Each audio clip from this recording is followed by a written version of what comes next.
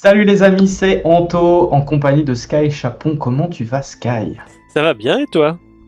Ça va super. Alors on se retrouve aujourd'hui pour la deuxième partie de notre rétrospective anniversaire de Star Wars Unlimited. On va aujourd'hui vous parler du set 2 et du set 3 du jeu. La vidéo va être un petit peu plus courte parce qu'il y a finalement moins de cartes à présenter, surtout dans le set 3. Mm. C'est surtout évidemment le set 1 qui a posé les bases du jeu et qui a mis en avant les meilleures cartes qui sont encore jouées à ce jour. Mais malgré tout, il y a beaucoup de choses à vous dire sur les sets 2 et 3. Ouais, Est-ce que tu es prêt, Sky? je suis tout à fait d'accord avec toi. On a fait la partie 1 qui était les bases, hein, c'était souhaité par les designers comme ça. Et on voit que les bases sont solides, hein, puisqu'on continue à les jouer encore et toujours. Mais on a quand même eu des belles surprises sur cette 2 et cette 3 et on va vous en parler tout de suite après ça. Yes, c'est parti.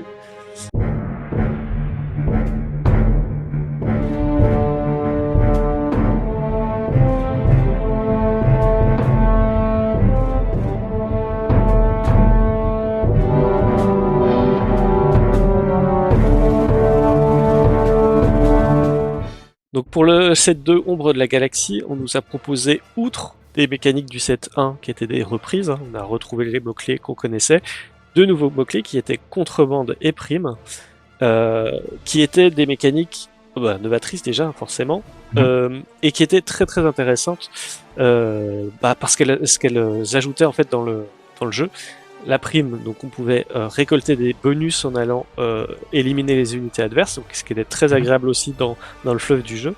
Et contrebande, cette capacité de pouvoir rejouer des cartes de nos ressources qui était un peu inédite, qui nous permettait d'avoir cette sensation de pas perdre de cartes quand on ressourçait des cartes contrebande en disant elle reviendra un peu plus tard dans la partie. Ça me donne des options supplémentaires. Et on le voit, hein, parce qu'il y a certains decks qui aujourd'hui l'exploitent, voire le surexploitent avec Han Solo Ruse. Et on voit à quel point c'est performant. Ouais, les ressources deviennent un peu une seconde main grâce au mot-clé contrebande. Je vous avoue que, à titre personnel, lorsque ce mot-clé a été annoncé, j'ai eu un peu peur de me dire waouh, ça va être compliqué. En fait, il faut à la fois gérer ce que tu as en main, gérer ce que tu as sur le terrain. En plus, il faut penser à ce que tu as dans tes ressources. Mais au final, une fois que tu prends l'habitude de jouer avec ce gameplay-là, ça devient extrêmement intéressant. Je suis un tout petit peu déçu qu'il n'ait pas ajouté jusqu'à aujourd'hui de nouvelles contrebandes, parce que le set 3 n'en a pas ajouté, le set 4 n'en ajoute pas, il me semble. En tout cas, dans les cartes de ce qui a été révélé, non, ouais, de ce qui a été révélé. Et là, on commence je pense, à avoir quasiment tout vu, donc je doute qu'on voit des contrebandes apparaître. Enfin voilà, très très très très bon mot-clé. Clairement très bon mot-clé. Je rajouterais juste dans les mécaniques du set 2 qu'on n'a pas parlé, c'est la capture. C'est une nouvelle mécanique qui permettait du coup de gérer les unités via d'autres unités, avec la contrepartie que si l'unité qui capture devient éliminée ou renvoyée en main, on libère la carte capturée.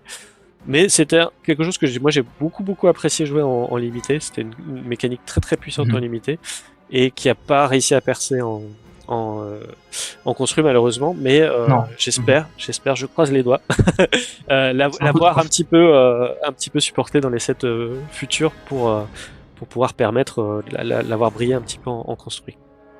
C'est une mécanique peut-être un petit peu trop faible parce que ça permettait trop facilement à l'adversaire de récupérer ses unités et en plus soigner, parce que l'unité capturée était entièrement soignée. À ce jour, il n'y a qu'une seule vraiment carte qui joue encore autour des captures, c'est le Cad Bane du set 3, l'unité Cad Bane légendaire, parce qu'elle permet quand même de faire un gros reset du board adverse.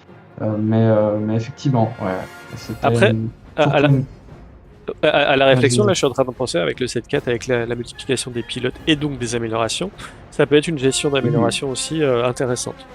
Oui, parce que l'amélioration est détruite, et donc le pilote il est détruit instantanément. Donc effectivement, tu as raison. On verra si vous m'entendez, les deck builders, pensez à moi.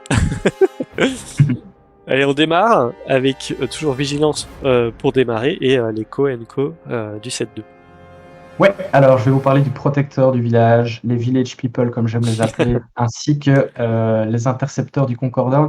Ces deux cartes que je trouve très très similaires et complémentaires, elles sont souvent par paire dans les decks justement vigilance héroïsme. Une qui est une excellente unité sentinelle terrestre parce qu'elle arrive avec un petit bouclier. Donc ça peut vraiment ralentir énormément les assauts de l'adversaire. Et l'intercepteur du Concordat avec ses 4 points de vie qui va également très souvent survivre à 2 assauts, Mm. la plupart du temps aériens de votre adversaire, et qui en plus, lorsqu'elle est attaquée, a la chance d'avoir 3 de puissance, pas quand elle attaque, malheureusement, Mm. c'est la contrepartie, mais ce sont 2 excellentes sentinelles. Tout à fait, qu'on continue de voir et qui sont des Mhm. sentinelles pas chères aussi, ce qui est important de préciser parce que Ouais. on regrette moins de se les faire renvoyer en main vu leur coût. Ouais. Moi, je vais vous parler du client, donc une unité qui permettait d'ajouter des primes. Donc, c'était une mécanique qu'on voyait absolument. Enfin, les primes, c'était soit elles étaient imprimées directement sur les cartes, soit c'était des améliorations qu'on attachait à des cartes pour leur donner une prime. Et le client, lui, il a cette capacité de donner des primes à distance, entre guillemets, Mhm. pour la phase en cours uniquement. Et avec un soin de 5, si on arrive à éliminer l'unité qui possède cette prime-là. Donc plutôt une carte de soins, hein, donc, mais qui, au départ, à la révélation, donnait l'impression que c'était la meilleure carte du jeu, qu'on allait que jouer Ouais. que ça, Mhm. etc. Et on s'est rendu compte que Ouais. c'était pas si rapide que ça, que c'était pas si évident C'est de le ça. faire, et qu'on avait d'autres priorités au moment où on jouait ce client-là que de donner des primes et gérer l'unité. Mais en tout cas, c'est une carte qu'on continue de voir par-ci par-là de temps en temps dans des decks qui ont besoin de récupérer des points de vie parce qu'ils sont un peu trop lents. Ouais. Surtout dans les Et bosques bleus, oui, parce que oui, un bosque qui est déployé sur le terrain, plus un client, ça veut dire 10 points mm, de vie restaurés de récupérer, votre base. ouais, au Donc c'est moment où ouais. l'unité est éliminée. Donc ouais, ça peut donner des choses très très puissantes, Mhm. mais pas si puissantes que ce qu'on imaginait à l'époque. Et ça fait Ouais, plaisir en c'est fait vrai. de voir aussi à quel point on peut se tromper et que le jeu se rééquilibre tout seul en fait. C'est Ouais. Mhm. c'est un bon exemple. On va continuer avec Abattre le Dragon, donc qui répond un petit peu à mettre au tapis du set 1. Avec cette fois, on va regarder la puissance des cartes pour les éliminer. Donc, si une carte a une unité à 5 de puissance ou plus, on peut l'éliminer avec Abattre le Dragon. Ça ne cible pas les leaders, et heureusement, j'ai envie de dire, ça aurait été vraiment dommage Oui. de designer des leaders qui meurent sur une carte qui coûte que 4. Mais qui permet de gérer énormément de gros staples du jeu. On parlait de Luke Evador sur le set 1, et ben voilà, ça répond bien. Et on a énormément d'autres unités qui sont arrivées dans le set 2 qui sont des bonnes cibles pour se abattre le dragon. On est content de Ouais. l'avoir. C'est quand on va builder son deck, on a beaucoup plus de choix dans les événements de gestion qu'on va pouvoir mettre. Et ça fait plaisir d'avoir voilà, cette diversité, quoi. Mais finalement, tu parlais des leaders. Finalement, il n'y a pas tant de leaders que ça, hein, qui ont 5 puissances ou plus. Alors, Non. sur le set 1 et 2, non. Mais typiquement, tu prenais Boba Fett avec son armure. Tu prenais Han Anakin, Solo j'en ai. avec le Hotshot Blaster ou des choses comme ça. Tu commençais à avoir des cibles potentielles Ouais, qui arrivaient. effectivement. Et ça aurait été dommage qu'Abattre le Dragon fonctionne sur eux, quoi. Ouais, c'est vrai, c'est vrai. À titre personnel, petit Laïus, je vous avoue que j'ai une grosse préférence pour triompher. Je sais qu'abattre le dragon est énormément joué. Mm. Personnellement, je préfère triompher parce que ça permet de détruire n'importe quelle unité pour seulement une ressource supplémentaire. C'est très personnel comme avis, mais j'ai tendance à le dire beaucoup aux joueurs qui sont autour de moi. Arrêtez de jouer abattre le dragon et jouer triompher. Je sais que tout le monde n'est pas d'accord avec moi là-dessus, mais voilà, je militerai toujours pour triompher, personnellement. Et ensuite, on a une autre carte justement de gestion, la chute du rival, qui va tout simplement tuer absolument n'importe quoi. Leader compris. C'est une carte Sauf, qui a beaucoup été jouée lors du set 2. sauf, les, Quoi, tu veux dire? sauf les tailles fantômes rodents. Exactement, ouais, effectivement. Maintenant, user 6 ressources pour un bête taille fantôme rodant, je suis pas sûr qu'on en ait envie. Mais effectivement, c'est le seul truc qui survit à la chute du rival. Ça a été beaucoup joué lors du set 2. Mm. Beaucoup moins lors du set 3, c'est plus devenu une carte de side deck, notamment contre les Anakin qui, lorsqu'ils sont déployés, deviennent un peu trop dangereux, un peu trop puissants pour la base. Mais voilà, ça reste quand même une carte assez forte, mais qui a un coût un peu élevé. C'est Quand ouais. même... C'est quand même pas donné, effectivement. On continue avec les rares et Dr Pershing a une unité qu'on n'a pas envie de voir au tour 1 dans n'importe quel deck parce que c'est vraiment une plaie à gérer. Donc c'est une 0,5 qui permet pour une action de l'incliner et infliger un dégât à une unité amie, donc pas forcément lui-même, mais on peut comment dire, endommager les unités nos autres unités et on pioche une carte. Et dans des decks vigilance, souvent on a envie de piocher des cartes. Donc Ouais. il est vraiment excellent dans son rôle. 5 points de vie, c'est dur à faire tomber, même s'il a 0 d'attaque, ça va coûter pas mal d'actions pour aller le chercher. Et en attendant, Ouais. l'adversaire se sera rempli les mains et il aura pris un avantage sur le nombre de cartes en main. Et indirectement, c'est quasiment tout le temps considéré comme une sentinelle, cette carte-là, parce que ton adversaire n'a vraiment pas envie qu'il reste sur le terrain et que tu continues à piocher des cartes pendant 5 tours, donc il va perdre du temps à aller essayer de le gérer. Donc, Clairement. c'est aussi intéressant à jouer pour ça, on n'y pense pas forcément, mais vous allez faire perdre du temps à votre adversaire en le mettant sur le terrain. Ouais. Et dans les légendaires, je vais surtout parler du Supreme Leader Snoke. Donc on voit déjà qu'il y a un petit peu moins de cartes de gros staples dans le set 2. Hein. On le remarque par rapport à ce qu'on a fait au set 1. Mais ici, le Supreme Leader Snoke pour 8, qui donne -2/-2 à toutes les unités non-leaders ennemies, qui permet de raser des boards, de rendre des boards inopérants, parce qu'ils vont faire 1 dégât sur la base au lieu d'en faire 3. C'est excellent. Quand on arrive à le jouer et à le maintenir sur le board, c'est vraiment une bonne voie vers la victoire. Et le TIE Phantom Rodent ne survit pas face à Snoke, et ça on aime. C'est ça, exactement. On part sur le commandement. Ensuite, alors lors de la première partie justement de cette rétrospective, vous avez parlé de la petite sentinelle 3/3 infamie, qui a été remplacée justement par le Dark Trooper de phase 3 dans la plupart des decks qui jouent justement des sentinelles, et qui jouent avec Dark Vador souvent d'ailleurs. C'est souvent une unité qu'on va venir chercher avec l'effet de Dark Vador unité. Pourquoi elle a remplacé l'autre? Tout simplement parce qu'elle a un petit effet supplémentaire qui est intéressant. C'est lorsque des dégâts de combat sont infligés à cette unité, si votre Dark Trooper de phase 3 survit, il gagne un petit jeton expérience. Et donc vous pouvez volontairement par moment aller attaquer une unité de votre adversaire. Pour peu que vous surviviez, vous pouvez booster ce Dark Trooper, avoir une sentinelle encore plus forte. C'est pas un effet surpuissant, mais ça lui donnait un petit avantage en tout cas face à la sentinelle du set 1 dont vous parlez dans la partie 1. Ouais, et ça peut être très fort aussi au tour 2 si l'adversaire a joué une unité qui a que 2 d'attaque. Il va hésiter à venir la suicider là-dedans, donc ça fait gagner du temps. Ouais. Non, mais c'est une bonne unité. L'officier analyste, donc une 2-3, qui a le seul capacité de gérer un peu la contrebande.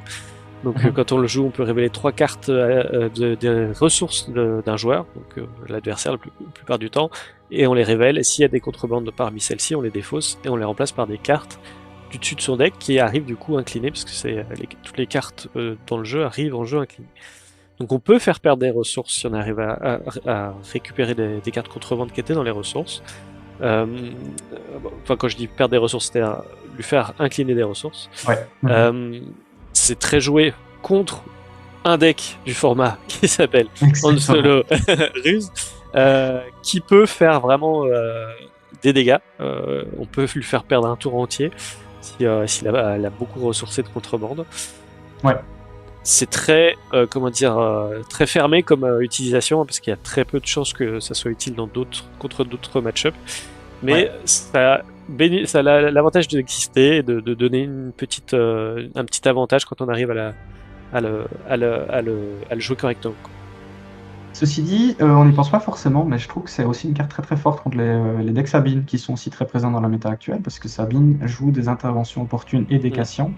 Et donc pour peu que vous ayez un peu de chance, vous pouvez complètement ralentir une Sabine et briser son tour 1 si vous avez l'initiative au premier tour. Donc moi c'est une carte que j'aime bien jouer aussi contre ce genre de deck là.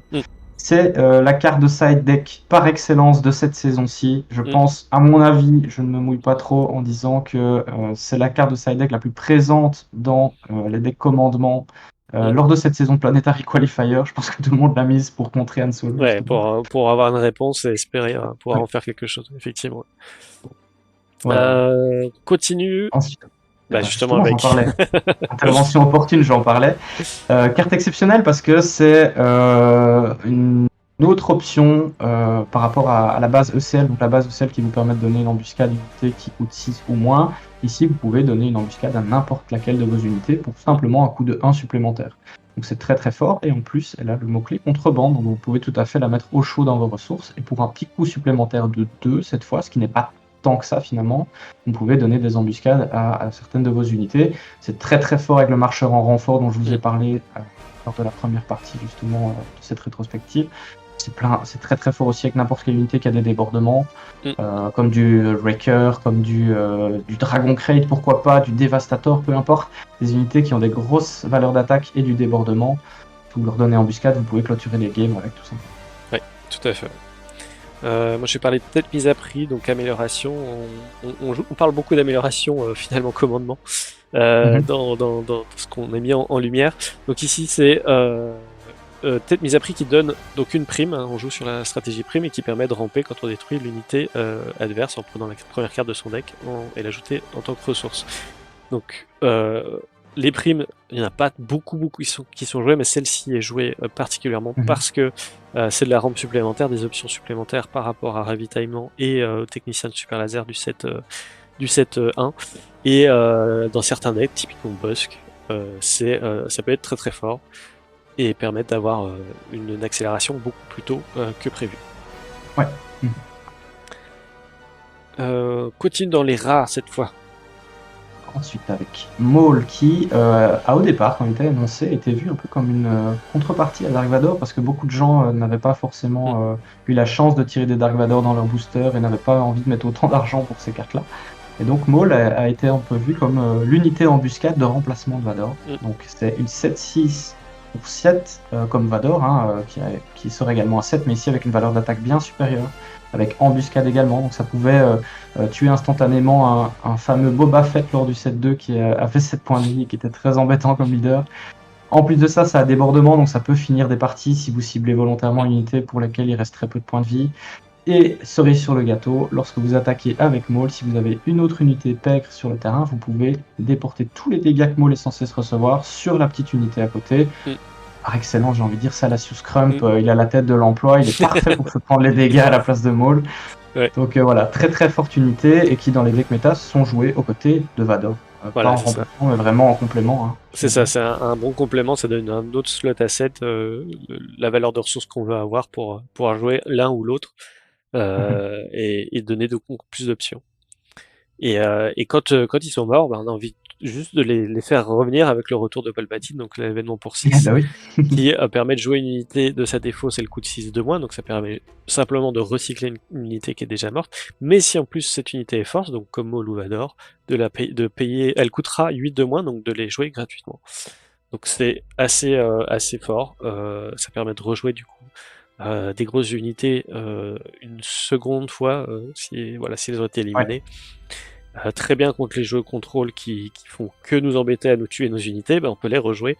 Donc une très bonne carte qui peut permettre de jouer aussi des grosses unités. On n'est pas obligé de quand on est aux unités force, on peut rejouer un Devastator, on peut rejouer un Dragon Crate, on peut tout imaginer, tant qu'on a les ressources supplémentaires pour payer cet événement. Souvent une carte qu'on voit dans les sides d'ailleurs pour contrer les decks contrôle. Et petite astuce perso qu'on fait un peu, on a tendance à faire un peu moins, mais si vous jouez contre des decks qui ont tendance à beaucoup vous défausser votre main, n'hésitez pas à avoir un petit retour de Palpatine dans votre deck parce que ça vous permettrait justement, si votre adversaire vous a défaussé un Maul ou un Vador, de le faire venir avant même d'avoir cette ressource finalement. Vous pouvez le faire venir dès vos 6 ressources si vous avez un peu de chance. Ça fonctionne souvent et ça va retourner la défausse de votre adversaire contre lui. Donc, effectivement. On continue avec les légendaires et le sabre noir, une carte qu'on a vu énormément jouer dans Sabine au set 2 et au set 3, parce que ça reste une unité qui va adorer pouvoir porter ce sabre, puisqu'elle sort au tour où on peut le jouer, et donc transformer une 2-5 en 6-8, qui va faire des gros trous dans la base adverse. Principalement joué comme ça. Grâce aux 3 points de vie supplémentaires. Ouais. Tout ça pour la rendre beaucoup plus agressive avec des options de jeu un peu différentes aussi. Pas passer forcément par des unités annexes, mais aussi par juste un gros boost de leader. Donc excellente et je la vois pas beaucoup jouer autre part parce que son autre avantage c'est de pouvoir être joué sur des Mandaloriens hors affinité commandement, mais malheureusement ces decks là n'ont pas vraiment perfait actuellement construit. Non, effectivement, même si je pense que justement le leader mandalorien va revenir en force, je pense, au 7-4. Au 7-4, justement au pilote. Donc je crois que le sabre noir aurait sa place à ce moment-là. Ouais, je pense aussi, ouais. Pour dominer le terrestre et incliner le spatial, ça peut être pas mal. Ouais. Ouais. On passe en agressivité. Alors avec Cassian Andor, on en parlait un peu plus tôt. Donc unité 3-5 pour 3, donc déjà les stats sont très bien, rebelle. Et en plus contrebande, on va pouvoir le jouer pour 5 en contrebande, et dans ce cas-là, il arrive redressé, donc on peut l'attaquer directement avec. Effectivement, comme tu dis, dans Sabine c'est bien, dans Anakin c'est bien. Il y a plein de decks agressivité, héroïsme où il a sa place. Pour faire une unité qui peut tout de suite attaquer et soit faire des dégâts à la base, soit gérer une unité terrestre adverse. Un peu en surprise avec cette contrebande qui est forte à propos. Ensuite, je vais vous parler de pillage. Je parlais justement de deck défausse juste avant. C'est la carte de défausse par excellence, pillage, parce que lorsque vous la jouez, vous obligez votre adversaire à défausser 2 cartes de sa main. C'est une carte que vous allez régulièrement jouer quand justement votre adversaire n'a plus que 2 cartes en main. Comme ça, vous bloquez carrément son tour. Son coût est un peu élevé, donc souvent c'est un peu un sacrifice de jouer un pillage, parce que ça veut dire souvent que vous n'allez pas pouvoir jouer autre chose, ou en tout cas seulement une petite unité derrière éventuellement. Mais malgré tout, si ça vous permet de bloquer carrément la main de votre adversaire et l'empêcher de jouer un tour entier, vous êtes quand même gagnant. Donc très très bonne carte, qu'il ne faut pas jouer juste pour dire de la jouer, à mon sens. Si votre adversaire a 4 cartes en main, jouer un pillage, ça n'a pas beaucoup d'intérêt. Vous risquez de ne pas avoir tellement d'avantages de faire ça, mais voilà. Non, mais c'est bien timé, elle est très, très puissante, effectivement.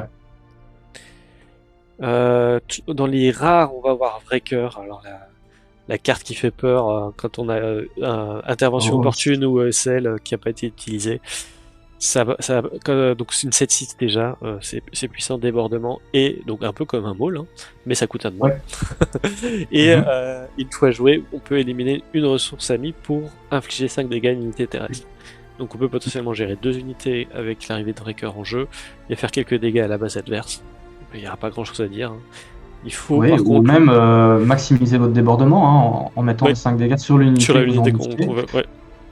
C'est super fort. Non, c'est excellent. Il faut juste faire attention que sa puissance vient surtout de l'embuscade qu'on peut lui donner, soit via UCL, soit via intervention opportune. Si vous la jouez juste comme ça, vous avez quand même l'effet une fois joué pour gérer une unité adverse, mais vous n'aurez pas forcément l'occasion d'attaquer avec. Exactement, ouais. Ensuite, le Blaster DL44 de Virtuose. Alors, techniquement, c'est une carte agression, mais on va être d'accord, je pense, personne ne la joue en agressivité, tout le monde la joue en ruse, finalement. Ouais, c'est ça, ouais. Parce qu'elle est intéressante de par son effet de contrebande, pas tellement intéressante à jouer depuis votre main. Parce que lorsqu'elle est jouée en contrebande, ça devient une carte ruse pour un coût de 3. Et lorsque vous l'attachez donc à une de vos unités non véhicules, vous pouvez directement attaquer avec cette unité. C'est vraiment ça l'intérêt du Blaster DL44, c'est de ne pas avoir besoin de la garder en main et de pouvoir à tout moment faire, depuis vos ressources, une petite attaque à 2 dégâts supplémentaires pour tuer une unité qui vous embête, pour détruire directement la base de l'adversaire avec 2 dégâts qui vous manqueraient. C'est très très fort pour ça. Ouais, c'est une sorte d'attaque surprise un peu plus faible, mais qui va rester. Parce que c'est un attachement, donc c'est une option de garder en main. Et qu'on n'a pas de c'est ça, c'est qui reste pas en main, donc c'est excellent, effectivement. Dans les légendaires, on va voir le Podameron, le fameux, donc qui complète bien Breaker dans les decks Sabine. Pour ça qu'on a une 6 des stats énormes. Et qui en attaque nous permet de défausser jusqu'à 3 cartes pour soit infliger 2 dégâts à une unité ou une base, soit éliminer une amélioration, soit faire défausser une carte de la main de l'adversaire qui choisira. C'est déjà les stats. Pour 5, on a une 6-6. Oui, juste ça déjà. C'était du jamais vu avant. Et c'était fait en attaque. Donc toujours pareil, si on arrive à le coupler avec de l'embuscade, on peut faire jusqu'à 8 dégâts en attaque en défonçant une carte. Détruire une amélioration pour retirer un bouclier ou des choses comme ça. C'est très très puissant. C'est une boîte à outils formidable, vraiment. Ouais, je vous invite, quand vous jouez Podameron et que vous attaquez avec, à regarder régulièrement l'état de votre main et de celle de votre adversaire. Si vous vous rendez compte que vous avez au moins 2 cartes en plus que lui, je vous invite très fortement à sacrifier une de vos cartes pour lui faire défausser une carte. Parce que si vous avez déjà un carte advantage, il sera perdant de toute façon. N'hésitez pas à faire cet effet malheureusement, je vois peu de joueurs le faire finalement, alors que ça peut être très intéressant malgré tout. Ouais, clairement. Ensuite, le Dragon Crate. Je sais pas si tu seras d'accord avec moi, pour moi c'est une des meilleures légendaires du jeu. peut-être pas la meilleure, mais quasiment, parce que lorsqu'elle est sur le terrain, si votre adversaire ne sait pas la gérer, généralement c'est free win. Bah, c'est Vous avez pareil, bloqué la game, vous gagnez. c'est le genre de cartes en fait qui sont effectivement des free win contre certains match-up. Typiquement, agressivité, commandement, Mhm. il a aucune réponse adaptée, donc il va forcément perdre sur la durée. Par contre, contre vigilance et ruse, ils ont beaucoup plus de moyens de la gérer facilement à moindre coût. Donc c'est très fort, mais c'est fermé à certains archétypes. C'est ça, ouais, exactement. Malgré tout, c'est une 10-10 pour 9, donc 10-10 du stade déjà. Généralement, à ce stade du jeu, vous faites une seule attaque sur la base et c'est fini, c'est gagné. Elle a en plus débordement, donc les sentinelles lui font pas peur. Et donc son effet, c'est vrai qu'on l'a pas développé, mais lorsque votre adversaire joue une carte, si le dragon crate est sur le terrain, vous infligez le coût de la carte joué en dégâts à soit une de ses unités terrestres, soit à sa base. Donc ça va vraiment forcer votre adversaire à bien choisir les cartes qu'il va jouer, parce qu'en plus c'est pas limité par tour, ça peut être 2, 3, 4 fois sur le tour s'il faut. Et donc vous pouvez cramer les points de vie de sa base, voire éliminer ses unités dès qu'elles arrivent. C'est super fort, c'est vraiment super fort, j'adore cette carte. Ouais, non, mais excellente, elle est excellente. Je l'ai pas joué énormément en réalité, je l'ai souvent eu en main, mais pas eu besoin de la jouer. Mais quand je la joue, c'est vrai que c'est un petit sentiment de pouvoir, de puissance, oui, clairement. Et qui est bien reproduit par les effets de cartes, donc c'est chouette. Ouais. On passe en ruse avec le Time Phantom Rodent, on vous en a parlé plusieurs On en a fois. tellement parlé. Je rappelle juste son effet, c'est que cette unité ne peut pas être capturée, endommagée ou éliminée par les capacités de cartes ennemies. Donc ça veut dire que vous ne pouvez que la tuer via un combat classique en spatial, ou alors la renvoyer en main pour vous en débarrasser temporairement. Ce qui fait que ça invalide énormément des cartes de gestion qu'on a pu voir, que ce soit des cartes agressivité ou vigilance, et ça rend la carte très compliquée à gérer quand on n'a pas la réponse qui va bien. Les meilleures réponses qu'on a, c'est du -2/-2, enfin du -X, X étant supérieur ou égal à 2, actuellement, ou de l'inclinaison ou du renvoi en main, mais ça reste très ciblé. Et quand on arrive en plus à le booster, ça devient très compliqué à gérer. Donc on précise bien, parce que beaucoup de personnes se posent encore la question, je le vois de temps en temps dans des commentaires, le Time Phantom Rodent, si vous réduisez ses points de vie, donc pas lui infliger des dégâts, mais réduisez ses points de vie avec un Luc ou une fâcheuse posture par exemple, ça fonctionne pour le tuer. Parce qu'il y a encore des gens qui se posent la question à ce jour. Ah ouais, c'est ça, les -X ça passe, mais les dégâts c'est ignoré. En fait, le vrai texte, c'est ce qu'ils ont dit qu'ils feraient entre guillemets un errata pour pas donner de faux espoirs avec les dégâts indirects, c'est que tous les dégâts qui sont infligés par le Time Phantom Rodent par des effets de cartes ennemies sont prévenus. Ça, c'est le vrai texte qui devrait être affiché sur la carte. Sachant que les dégâts indirects qu'on va voir dans le set 4 ne peuvent pas être prévenus, donc on pourra les infliger au Time Phantom Rodent. Tout à fait. Voilà. Du coup, je pense que c'est une carte qui va peu à peu disparaître du jeu. Elle a déjà été fort affaiblie avec le 7-3 justement, avec fâcheuse posture. Elle va être encore moins forte aujourd'hui, mais pendant longtemps, c'était vraiment une terreur spatiale. Ouais. Et, vous voyez d'ailleurs sur ce slide, il y a beaucoup de cartes qui sont très très fortes. On va pas toutes les développer, mais il y en a quand même beaucoup intéressantes à jouer. Ouais, qui sont très sympas. Dont le Forlong et Zukus qui font un joli duo. Ouais. Tiens, Maclunky, tu l'avais évoqué, je vais te laisser la développer. J'en avais parlé avec Bosk tout à l'heure comme exemple, parce que c'est un événement, donc si vous le jouez, vous pouvez, si vous avez Bosk sur le terrain, justement, infliger 2 dégâts à l'unité adversaire. Mais donc ici, l'effet de Maclunky, c'est que vous reprenez une de vos unités pègre en main, et vous pouvez infliger directement 3 dégâts à une unité adverse. C'est très très fort, parce que ça permet de faire 3 dégâts, justement, pour un coup à peine de 1.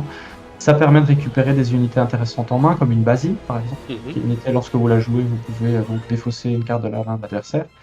Donc ouais, c'est une carte assez forte, qui a en plus le mot-clé pègre, enfin le trait pègre, pardon. Donc ça fonctionne avec le leader Cat Bane. Ça permet de déclencher son événement, enfin son effet, son action, qui est donc d'infliger un ping à une unité adverse. Donc voilà, très bonne carte de gestion également. Ouais, excellente, et qui permet de faire des petites boucles, comme tu as dit, donc c'est super, super agréable. Et ben on en parle mais je vais commencer par Kira. Kira, donc une unité qui permet, quand on la joue, de regarder la main de l'adversaire, de nommer une carte, et tant que Kira est en jeu, la carte nommée ne peut pas être jouée, enfin coûte 3 de plus pour être jouée. Ton lapsus est assez révélateur, hein, parce que Ouais, c'est presque ne peut pas être joué, hein, ouais, c'est finalement. ça, c'est que souvent on va plutôt jouer ce qui ira dans la curve, donc on va dire une carte qui fait qu'elle sera pas jouable par l'adversaire. Ce qui est intéressant aussi, c'est qu'on regarde la main de l'adversaire et qu'on peut nommer une carte qui n'est pas dans sa main. Donc on peut se Ouais. prémunir d'un tour suivant si on voit que ce qu'il a en main est pas si intéressant que ça à bloquer. Donc c'est pareil, c'est une carte un peu comme le gouverneur régional qui peut être compliqué à jouer quand on ne connaît pas assez bien les match-ups, mais qui est excellente la plupart du temps en bloquant la main, en voyant ce qu'a l'adversaire, de tout de suite bloquer sa main, quoi. Ouais, je parlais de Basine juste Ouais. avant, je vais pas m'attarder plus que ça dessus, mais donc quand vous la jouez, vous pouvez défausser une carte de la main de votre adversaire. Petite particularité, beaucoup de gens l'oublient, surtout l'adversaire qui en est qui subit ces effets justement. L'adversaire doit repiocher une carte derrière. Ouais. C'est pas Ouais. peut, c'est il doit. Mm. Et souvent, je le vois très souvent en tournoi parce que je joue beaucoup Basine. Les gens ont tendance à oublier de le faire, donc je le rappelle généralement. Mais donc voilà, c'est une carte quand même très forte, notamment si vous la jouez, si vous avez l'initiative au tour 1 et que vous la jouez directement, ça potentiellement vous permettre de bloquer directement le tour 1 de l'adversaire. Ça peut aussi vous éviter de vous prendre dans la tronche un tir de super laser ou quelque chose comme ça plus tard dans la partie. C'est vraiment une très très très très bonne carte. Ouais. C'est un équivalent finalement infamie à Étincelle de Spark of rébellion, Rebellion dont tu parlais. Ouais, lors de la effectivement, première partie. effectivement. Je voulais parler aussi d'Assaut Triple Ténèbres, qui est une carte super forte dans le deck Django aujourd'hui, dans le deck Django Tarkin Town. Donc lorsque vous la jouez, vous regardez les 7 premières cartes de votre deck, vous pouvez jouer directement une unité véhicule pour un coût de 5 de moins. Donc ça vous permet de jouer très très tôt un Raider impitoyable ou un Fire Spray de fait dans ce cas-ci. Elle arrive redressée, donc vous pouvez directement attaquer derrière avec. Et après, vous récupérez cette carte dans votre main. Donc heureusement, l'unité reste pas sur le terrain parce que ça serait vraiment beaucoup trop fort. Mais malgré tout, ça donne du carte advantage justement, ça vous donne du carte advantage quand vous le jouez, parce que si vous avez besoin d'un Fire Spray et que vous l'avez pas en main, vous pouvez aller le chercher, attaquer avec et puis le rejouer au tour d'après. C'est vraiment super fort, c'est super agressif comme carte, c'est une vraie menace. Ouais, clairement. Et ce qui est à noter, c'est qu'on ne cherche que parmi les 7 cartes du dessus de son deck, donc ça c'est volontairement un peu plus faible que ce qu'on peut voir habituellement. Donc il faut bien builder son deck, hein, faut mettre suffisamment de véhicules. Mais heureusement, parce que si on pouvait creuser encore plus, on aurait vraiment la bonne réponse à chaque fois, et heureusement que c'est limité à cette carte uniquement. Légendaire, on va parler que de DJ, parce que DJ il fait les choux gras de Han Solo. Donc une 3-5 pour 3 de base, mais c'est surtout sa capacité depuis la contrebande, c'est une fois joué en tant que contrebande, on peut prendre le contrôle d'une ressource ennemie, et quand cette unité quitte le jeu, le propriétaire de cette ressource en reprend le contrôle. Donc on peut gagner une ressource temporairement tant que DJ est en jeu, sauf si on a une capacité pour détruire la ressource adverse qu'a Han Solo, et il a un effet, un coup en contrebande qui coûte 2 ruses, mais qu'on peut mixer avec Tech, qu'on verra un peu plus loin, pour réduire ce coût non plus à 7 double ruses, mais à juste 5 ruses, et donc avoir un DJ qui sort très tôt dans la partie. Bon, on n'en parle pas beaucoup plus parce que je pense que tout le monde est au courant de cette carte-là, mais excellente, mais vraiment dans un deck bien particulier qui joue Han Solo.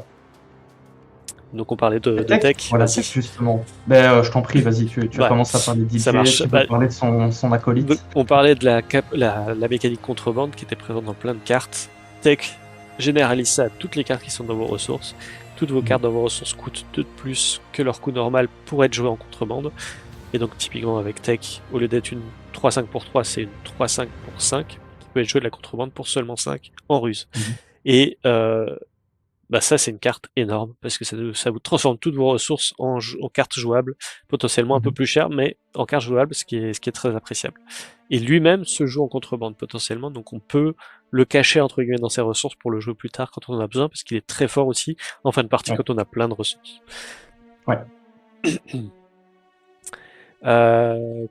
Côté infamie.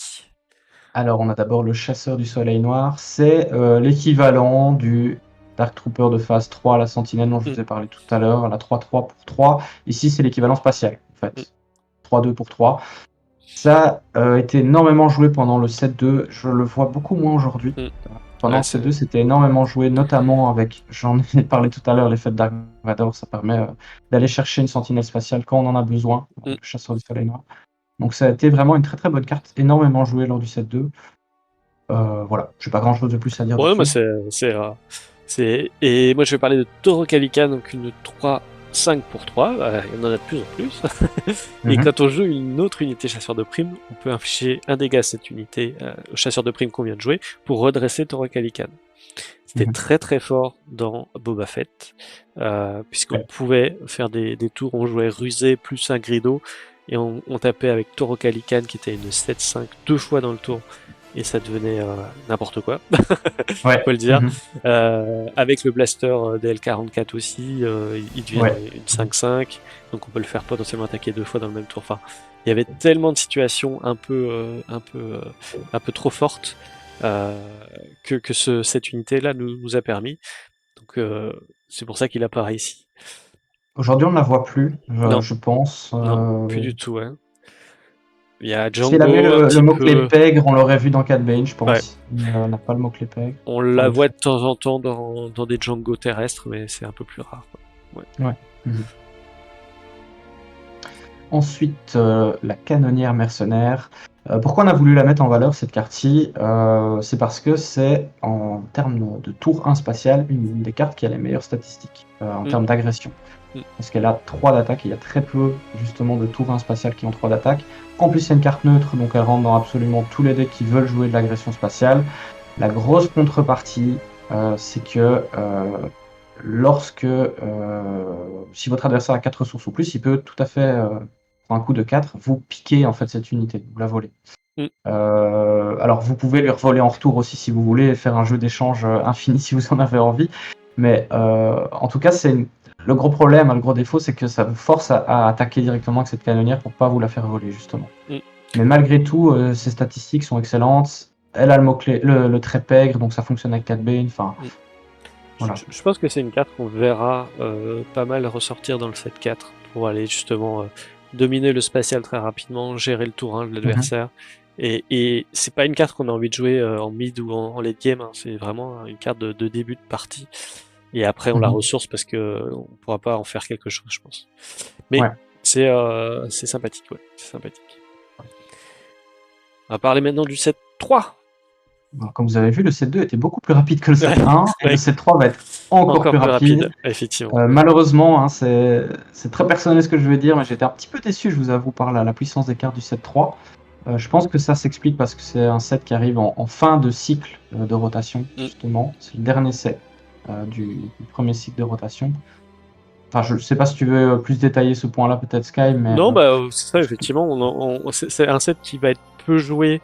Le dernier set de chaque rotation va être un peu moins joué puisque le compétitif sera déjà passé sur les gros tournois, entre guillemets. Donc c'est assez classique dans les jeux à rotation comme ça que le dernier set d'un cycle soit un petit peu plus faible. ouais, Après, il peut quand même permettre d'aborder les prochains sets en ouais. mettant des bases un peu différentes.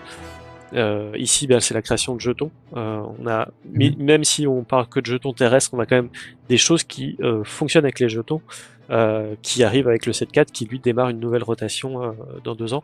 Donc, je pense que on verra ça assez souvent, mais c'est un peu dur de statuer pour Ouais, le bien moment. sûr. Mais, euh, mais, mais en tout cas, oui, je suis assez d'accord avec toi que il est un peu plus faible au niveau power level des Mhm. cartes, même si on retrouve beaucoup de leaders du set 3 dans la méta. Hein. Exactement. C'est C'est ça ce qui que est j'allais dire, intéressant. c'est que le plus gros apport en fait du Mm, set 3, c'est les leaders, mm, mais pas tellement les autres cartes. non, pas trop. Bien Ouais. qu'il y en a quand même certaines intéressantes, on va vous en parler de toute façon. Ouais. Donc parlons rapidement des mécaniques. Donc tu parlais justement des jetons clones et Mm, droïdes. Donc ce sont des jetons que vous allez pouvoir créer à partir justement d'autres effets de vos unités ou de vos événements.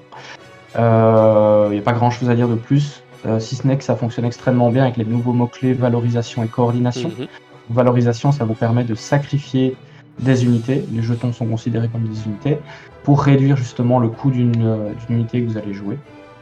Voire même d'un événement, je crois qu'il y a un événement qui joue autour de ça, je pense pas qu'il y en a euh, plusieurs. Je pense à oui, Invasion ouais, Crystalis. oui, t'as raison. Oui, Euh, effectivement. Oui. Et la coordination, comment l'expliquer, coordination? En gros, si vous avez 3 unités ou plus sur le terrain, l'unité qui a coordination débloque un effet. C'est ça. C'est un effet qui ne s'active pas tant qu'il n'y a pas au moins 3 unités sur votre terrain. Et forcément, lorsque vous générez des jetons clones ou droïdes, vous avez tendance à générer justement beaucoup d'unités, même si elles sont pas très fortes, mais ça vous permet d'activer des coordinations. Tout à fait. Tout à fait. Rien à dire. De plus. Alors, justement.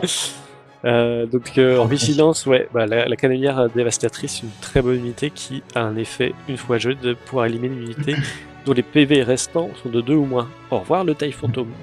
C'est une très bonne unité qui permet de gérer en arrivant en jeu. En plus, elle a aplomb, donc 3-5 en spatial, c'est pas évident à déloger facilement. Donc souvent, elle va avoir ce petit boost de dégâts pour une attaque. Donc plutôt sympathique. Alors je t'arrête tout de suite, Sky. En y réfléchissant, avant que les gens mettent un commentaire justement pour te contredire, ça oui, t'as raison. Ouais, non, je viens de relire. Ouais, en fait, ça donne pas moins 2. Donc effectivement, ça ne marche pas avec le taille fantôme. Mais ça marche avec plein d'autres trucs. Malgré tout, malgré tout. Non, mais typiquement le taille défendeur de la 7ème flotte, voilà, ce genre d'unités qui sont un peu difficiles à gérer. C'est une carte qu'on voit beaucoup dans le deck Kira, parce que Kira peut donc infliger volontairement 2 dégâts à cette canonnière pour lui donner un petit bouclier. Vu qu'elle a aplomb, elle aime avoir des dégâts sur elle et en plus d'être protégée derrière. Donc voilà. Ensuite, Fâcheuse Posture. Je voulais vous parler de Fâcheuse Posture parce que c'est à mon sens une des cartes les plus jouées du set 3 aujourd'hui. Dans quasiment tous les decks Vigilance qui jouent un petit peu de contrôle, et c'est le propre des decks Vigilance de le faire. C'est une amélioration qu'on voit beaucoup parce qu'une fois que vous l'attachez à une unité adverse, enfin, vous pouvez le faire sur vos unités, mais je vois pas l'intérêt. L'unité attachée est directement inclinée et en plus a moins 2 d'attaque et moins 2 points de vie, et du coup moins 2 points de vie. Là, on peut le dire, bye bye le taille fantôme. Ça vient de taille fantôme.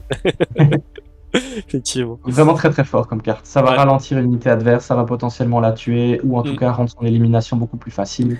C'est vraiment l'association des deux, d'incliner et de réduire, c'est énorme, quoi. Ouais. La bête de Zilon, on va pas s'attarder dessus, parce que c'est pas super intéressant, mais ça reste une carte quand même assez forte comme boss monster de fin de game. De fin de game, ouais. Un Dragon Crate est beaucoup plus fort, il y a plein de cartes beaucoup plus fortes, mais ça reste quand même intéressant dans certains decks. Ouais. Et pareil pour ces deux-ci, je ne sais pas si tu veux t'attarder sur les deux. La seule que je vois un peu jouer, c'est General Grievous en ECL, sur des decks un peu Krennic ou Kira qui utilisent ECL pour gérer assez rapidement une unité adverse avec une unité qui a de très bonnes stats, mais un texte injouable. C'est ça le problème de Grievous. C'est vrai qu'en termes de pure stats, c'est excellentissime. 4-4 pour 3, je crois qu'il n'y a aucune unité qui a ces stats-là. Le problème, c'est que c'est une carte vigilance. Et elle a des stats d'unité, agressivité, vraiment, de decks qui vont rusher la base. Donc elle n'est pas dans la bonne couleur, en fait. Tout simplement, c'est ça le problème. Après, je viens d'y penser, mais dans le set 4, on a aussi une 4-4 pour 3 qui est embuscade. Mais bon, on est. D'accord. Ok, très bien. Côté commandement, on va avoir le messager confédéré, c'est une 2-1 qui, quand elle meurt, elle crée un jeton droïde. Donc en fait, elle crée 2 unités en une, entre guillemets. Quand elle est en jeu et une fois éliminée, elle en crée une autre. C'est très bien pour toujours avoir cette unité dont on a besoin en commandement, oui, ce que je disais, pour tous les événements de gestion et autres qu'on a besoin dont on a besoin pour faire des choses, quoi. Et ça répond très bien au commando droïde, qui est donc une 4-3 embuscade pour 3, qui gagne embuscade seulement si on contrôle une autre unité séparatiste, donc soit un petit jeton droïde, soit ce messager confédéré qui fera la fin. C'est ça. Ça marche très bien un messager confédéré dans le deck Palpatine. Oui. Palpatine aime bien sacrifier ses propres unités. Et donc avoir justement des choses à sacrifier, donc messager confédéré, ça donne il donne un autre droïde qui va pouvoir sacrifier au tour suivant. Donc c'est excellent. C'est excellent. Dans les rares, l'amiral Yularen, qui permet de booster toutes les unités héroïsme avec un point de vie supplémentaire. C'est souvent ce petit point de vie là qui donne la vie à nos unités dans la plupart des différence. Donc quand on arrive à bien le poser, ça peut être très enquiquinant et du coup, entre guillemets, c'est l'amiral Yularen qui va gagner Sentinelle parce que l'adversaire va vouloir le gérer avant toute chose, parce qu'il va trop buffer le board pour gérer efficacement le board adverse. En plus, une petite récupération de 1, on va pas s'en plaindre, hein, surtout Ouais, sur clairement. petit par là, pourquoi pas. Clairement. Huyang, c'est une unité très similaire finalement à Yularen. Mm. Dans l'état d'esprit, lorsque vous le jouez, vous pouvez donc choisir une de vos unités et lui donner plus 2 d'attaque et plus 2 points de vie. Alors ça va pas du tout affecter toutes vos unités contrairement à Yularen, pour peu qu'elles soient héroïsmes évidemment. Mais malgré tout, ça peut surbooster une unité qui est déjà extrêmement dangereuse, et donc, quand on parlait avec Yularen, Huyang devient aussi une sentinelle parce que souvent les gens vont vouloir la détruire à tout prix, parce que cet effet de bonus se dissipe dès que Huyang quitte le terrain. Donc ça reste vraiment une très très bonne carte qui a en plus le mot-clé, le trait, je vais y arriver à chaque fois que je dis mot-clé, le trait Jedi, ce qui combotte complètement avec le sabre de général. Oui. Bah, je te laisse Juste à aussi. côté, qui est donc une amélioration que vous pouvez idéalement attacher à un Jedi, parce que ça va lui donner plus 3 d'attaque, plus 3 points de vie, mais surtout si c'est un Jedi, lorsqu'elle attaquera, lorsque l'unité Jedi attaquera, vous pourrez jouer dans cette phase une autre unité pour 2 de moins. Donc ça vous permet souvent de jouer des unités gratuitement, des petites unités supplémentaires gratuitement. Donc c'est assez fort en plus de mettre des énormes patates avec ce sabre général. Clairement. Et donc ça fonctionne sur Huyang. Il est peut-être pas force, mais il est quand même un Jedi ce petit robot. Et oui, il aide les jeunes recrues à construire leur sabre, donc il maîtrise le sujet. Ouais. En légendaire, on a retenu Aelia Sekura, donc une 6-5 qui a le mot-clé coordination, on l'a pas vu encore, qui, quand on a la coordination, donc 3 unités amies sur le terrain, elle y compris, en attaque, on prévient tous les dégâts de combat qui devraient être infligés à cette unité pour cette attaque. Donc très très puissant, beaucoup joué avec ECL ou intervention opportune, parce qu'on veut le timer pour avoir la coordination pour que cette attaque n'inflige pas de dégâts à Aelia Sekura. Et mine de rien, les 6 points d'attaque pour 5, c'est très fort. Voilà, c'est un petit équivalent à l'unité Han Solo du 7-1. Ouais, voilà, c'est ça. Ouais. Un peu moins fort parce que il faut avoir la coordination, mais ça reste quand même une grosse menace sur le terrain. Clone, on va pas du tout le détailler, mais ceux qui ont suivi un peu l'or de la chaîne, vous savez qu'on aime bien Clone parce que c'est nous qui l'avons présenté. Effectivement. Enfin, nous, moi j'étais pas encore là, je m'inclus, mais je n'étais pas encore là, mais voilà. Ouais. Non mais tout à fait. Mais je l'ai pas vu beaucoup jouer et en fait c'est très difficile d'en tirer vraiment un gros avantage. Donc, ouais. Et pourtant, franchement, la première fois que je l'ai découvert sur la chaîne des cartes sur table, du coup, je me suis vraiment dit c'est super fort. Mais dans les faits, c'est trop situationnel. Ouais, pas tant que ça. Dans les baisses d'agressivité en Co&Co, le tank lourd persuadeur, donc là c'est pour mettre en avant valorisation, hein, on va quand même essayer de mettre en avant les mécaniques du set. Une fois joué, vous pouvez infliger 2 dégâts à une unité terrestre. On a une 6-5 qui peut sortir pour très peu cher si on arrive à la valoriser, qui est plutôt une carte qu'on va jouer dans un deck Django pour profiter des dégâts qu'il inflige pour incliner une unité. La valorisation peut permettre en plus de la jouer moins cher avec la comment s'appelle, le triple Dark Red là. Donc voilà, et ça donne une unité 6-5 qui pourra quand même faire des gros dégâts à la base. C'est assez sympathique, ça reste très situationnel, c'est pas une carte qu'on joue en x3 exemplaires, mais on a vu assez souvent jouer en un exemplaire pour faire la surprise et pouvoir déborder en terrestre, ce que le deck est pas normalement fait pour. Ouais. Doku, on va pas s'attarder dessus, sauf si tu as quelque chose en particulier à dire. C'est une bonne carte, mais je pense que l'empereur Palpatine du 7-1 reste meilleur pour des stats similaires et un coût similaire. Ouais, effectivement, le valorisation là est trop compliqué à mettre en place pour vraiment en profiter. Quoi. Par contre, le Dark Maul, ça c'est une très très bonne légendaire de ce set, un peu lente, mais par contre qui peut faire vraiment de gros dégâts aux unités de votre adversaire. Surtout si vous la jouez avec ECL ou intervention opportune, parce que lorsque Dark Maul attaque, il peut cibler 2 unités à la fois. Donc potentiellement tuer 2 unités en même temps. Et de temps en temps, même survivre à ses attaques, ça m'est déjà arrivé. Ouais, bah c'est possible. Cette unité-là. Je suis même surpris de ne pas le voir plus jouer contre Han Solo, qui a des unités à 5 points de vie. Il pourrait en gérer 2 d'un coup. Je sais pas si les gens ont essayé ou pas, mais... Bah, typiquement, Attack DJ qui meurt et Maul qui survit. Mais ouais, j'ai l'impression que ça n'a pas dû être testé ou alors que c'est vraiment pas suffisant. Je sais pas. Le problème, c'est qu'on veut souvent jouer des unités qui ont un impact direct sur le terrain lorsqu'elles arrivent, et c'est pas son cas, à moins de la jouer avec embuscade, et c'est un peu le problème. Le Il y C, a les beaucoup de moins gens qui joués, reprochent ouais. ça aussi à Podamron. Mm. Voilà, Ouais. c'est ça le petit souci. Ouais, mais je suis Mais d'accord. malgré tout, ça reste très très fort. Hein. Les stats sont excellentes, attaque Mm. 12 unités d'un coup, c'est très fort. Ah, ouais, clairement, clairement. On passe sur la ruse avec Plo Koon. Alors Plo Koon qui joue aussi sur la coordination, qui a cette fois embuscade naturellement, contrairement à Alias Ekura, mais qui, si on a coordination, attaque à 6 en embuscade. Et donc on attaque avec une 6 embuscade. Pour 5 de ressources, c'est la meilleure embuscade qu'on peut trouver dans le jeu. Bien sûr, à condition d'avoir cette coordination.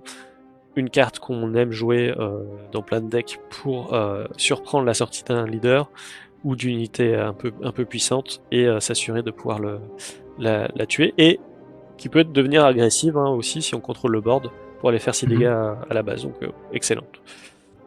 Ouais. Le chasseur d'élite P38, excellente carte, notamment dans les decks Django, parce que ça va vous permettre de faire un petit ping lorsqu'elle arrive ou lorsqu'elle meurt à une unité de l'adversaire. Et si vous jouez leader Django, justement, vous allez pouvoir incliner l'unité qui a été ciblée par cet effet. C'est joué aussi dans plein d'autres decks, comme Palpatine. Palpatine peut voler des unités de l'adversaire pour peu qu'elles aient au moins un dégât sur eux. Donc ce chasseur permet d'aller faire ce petit dégât. Donc ça c'est fort, ça a des stats assez intéressantes, un 3-2, c'est agressif, ça permet de tuer beaucoup de choses. On parlait tout à l'heure de la sentinelle spatiale Vigilance Héroïsme, Intercepteur du Concordone, une 1-4, le chasseur d'élite P38 peut aller tout à fait la tuer, donc en faisant 3 dégâts directs dans le Concordone, en plus du petit ping supplémentaire. Pareil, ça marche sur un Faucon Millennium, ça peut aussi le faire tomber directement.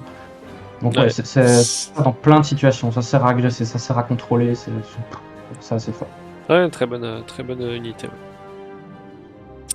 Enfisness qu'on voit quasiment que dans le deck Han Solo et un petit peu... Enfin aussi dans les decks Han Solo, qu'ils soient commandement ou ruse. Dans Boba Demio aussi. Ouais, c'est dans encore Boba, plus fort dans Boba Demio. Dans Boba Demio c'est pas mal aussi, c'est vrai. Et dans les légendaires, je te laisse Cad Bane. Voilà, on parlait justement de la mécanique de capture tout à l'heure et on disait que c'était un peu faible sauf avec Cad Bane, tout simplement parce que Cad Bane va pouvoir, lorsqu'il arrive sur le terrain, capturer jusqu'à 3 unités de l'adversaire, c'est déjà beaucoup, mais il y a une petite contrepartie malgré tout, il faut que la somme des PV des unités que vous capturez soit de 8 ou moins, ce qui est déjà beaucoup en soi, donc vous allez souvent pouvoir au moins en capturer 2, parfois 3 si c'est des unités blessées ou des petites unités avec peu de points de vie. Donc ça permet quand même, surtout face au deck agressif, de faire un clean du board adverse. Ça marche pour les unités spatiales notamment, donc c'est pas cantonné aux unités terrestres. Donc c'est assez intéressant. Et en plus de ça, autre effet intéressant mais à double tranchant malgré tout, je veux prendre des pincettes pour cet effet. Lorsque vous attaquez avec Cad Bane, votre adversaire a la possibilité de récupérer une des unités qu'il a capturées. Vous allez dire, c'est nul ça. Pas tant que ça, parce que s'il le fait, vous piochez 2 cartes. Et avoir du card advantage, c'est toujours bien. Donc voilà, c'est un peu à double tranchant cet effet, parce que c'est vraiment l'adversaire qui va choisir s'il active l'effet ou pas. Vous n'avez pas votre mot à dire. Mais ouais, ça reste quand même une très bonne carte légendaire. Après, on est souvent en fin de partie, donc les 7 dégâts que Cad Bane va mettre, c'est plutôt pour finir la base, ou en tout cas pas être loin, et secourir une unité n'est pas forcément si négatif que ça. Et on termine avec Voilà qu'ils sont deux, oui, donc un événement qui permet de jouer une unité qui coûtera 5 de moins, donc on réduit le coût de l'unité à 2 de moins, unité non véhicule qui partage un trait avec la seule et unique unité qu'on contrôle actuellement sur le terrain. Ça permet de faire des gros plays autour d'eux, si on a bien les bonnes unités qui vont et la main parfaite, on va dire.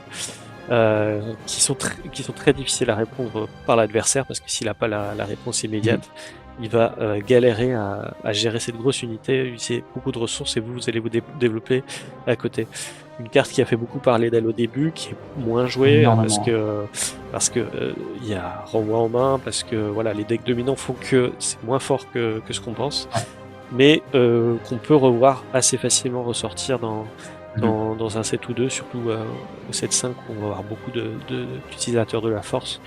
Donc ça permettra de sortir des grosses unités très très vite. Je la vois bien, franchement, au 7-4 pour faire sortir du pot d'Amron au deuxième tour. Vu qu'on a beaucoup d'unités résistance dans le 7-4. Malgré tout, c'est effectivement une carte sur laquelle tout le monde s'affolait un petit peu en début de set. C'est d'ailleurs une carte qui a pris un pic de valeur super rapide en début de set. Elle a Ouais. vraiment monté très très haut en valeur. Elle est vite retombée derrière parce que les gens se sont rendus compte que c'était pas si bien que ça, trop situationnel. Et ce que je lui reproche personnellement à cette carte-là, c'est que finalement, elle vous grille 2 cartes de votre main lorsque vous la jouez. Quoi. Vous perdez voilà qu'ils sont 2 et vous perdez aussi une unité. Et donc, votre main se vide très très vite avec cette carte-là. C'est ça, ouais. Donc il faut pouvoir avoir un petit moteur de chaque côté. Donc Lutte sans merci, donc c'est une sorte de pouvoir du côté obscur, un petit peu à double tranchant avec donc l'élimination de l'unité aussi chez nous. Et ça ne touche pas les leaders. Mais c'est intéressant, typiquement dans Palpatine ou dans des decks où on a beaucoup d'unités pour gérer une grosse unité après avoir contrôlé un petit peu le board. Moi j'aime plutôt bien, ça c'est effectivement situationnel, ça marchera pas tout le temps, mais ça donne une option supplémentaire dans les builds. Ouais, tout à fait. Ouais. Donc voilà qui conclut la revue des sets 2 et 3. Vous pouvez retrouver le set 1 dans la vidéo précédente. Donc effectivement, comme on l'avait annoncé au début de cette vidéo, beaucoup plus de cartes dans le set 1 que dans le set 2 et 3 qui peuvent être intéressantes à récupérer et à se procurer vis-à-vis de la méta actuelle et des decks construits qui ont fonctionné pendant cette période de première année de Star Wars Unlimited. Mais on voit quand même que il y a toujours quelque chose à picorer dans chaque set. Ouais. Peu importe l'affinité ou le type de deck qu'on veut construire, on a toujours des choses à récupérer, plus ou moins rares d'ailleurs, c'est ça qui est intéressant. Hein. Les communes de set 3 ne sont pas totalement à mettre à la poubelle, donc ça c'est plutôt chouette. Et je sais pas, est-ce que tu veux rajouter des commentaires là-dessus? Non, juste faire un petit rappel sur le fait que toutes les cartes que vous avez pu voir, même celles dont on n'a pas parlé, sont considérées comme fortes et jouables, tout à fait. Même si on n'en a pas parlé, c'est pas pour autant qu'elles sont fortes. Oui. Ici, on a décidé de parler de celles que nous, on préférait, mais il y en a peut-être d'autres qui sont tout aussi fortes que celles dont on vous a parlé. Donc n'hésitez pas justement à faire des arrêts sur image et regarder un peu ce qui vous manque dans celles dont on n'a pas parlé. Ça peut être aussi intéressant pour compléter votre collection si vous débutez dans le jeu notamment. Oui, ouais. Et pour les autres, ça vous donnera un petit élan de nostalgie sur un an de jeu déjà. Bah c'est ça, ça permet de revoir un petit peu par tout ce qu'on est passé, les cartes qu'on a jouées à un moment et qui ont un peu disparu de la méta, mais qui peuvent revenir et qui ont façonné un peu nos parties à ces moments-là. Donc très agréable de le refaire. C'est un exercice qui était très sympathique. Je te remercie de me l'avoir proposé. Et puis pour la préparation de tous ces supports, il t'a demandé, je pense, un petit peu de temps. Oui, effectivement, mais je suis très content de l'avoir fait. J'espère que ça vous intéressera. Ouais. Enfin, que ça vous aura intéressé à ce stade. Vous avez déjà fini les deux rétrospectives si vous m'écoutez maintenant. Et je vous dis déjà que il y aura une troisième partie à cette vidéo, qui sera également une vidéo rétrospective, mais sur un sujet un peu plus méta. On va pas parler de cartes précises, mais plutôt de l'évolution de la méta. Et on va notamment aborder beaucoup plus en profondeur les leaders qui ont été joués ou pas joués, justement, au cours de cette première année. Donc ça viendra prochainement, on va pas vous donner de date, mais ça sortira avant la sortie du 7.4 en tout cas. Ok, super. Très bonne nouvelle, ça vous donnera encore un peu plus de contenu pour les semaines à venir. Et puis, de toute façon, nous, on va se retrouver bientôt tous ensemble dans les prochaines vidéos. Si vous avez aimé la vidéo, n'hésitez pas à la commenter, à mettre un petit pouce, à la partager, vous abonner aussi si c'est pas déjà fait pour être tenu au courant de tout ce qu'on peut sortir, que ce soit sur la chaîne principale des cartes sur table ou sur les duels des cartes sur table. Et à venir nous faire un petit coucou sur Twitch ou YouTube tous les lundis soirs où on propose des petits duels fun et compétitifs avec les membres de la team pour un petit peu se batailler, parce que le but du jeu c'est quand même de jouer et du coup de s'affronter sur des petits duels avec ces cartes là ou d'autres, hein. On teste un peu tout et n'importe quoi pour montrer un peu la diversité du jeu. Voilà. Je te remercie Anthony pour tout le temps que tu as pu investir. Merci à vous les joueurs de nous avoir regardés et puis on se retrouve bientôt. À très bientôt. Allez, ciao ciao, salut.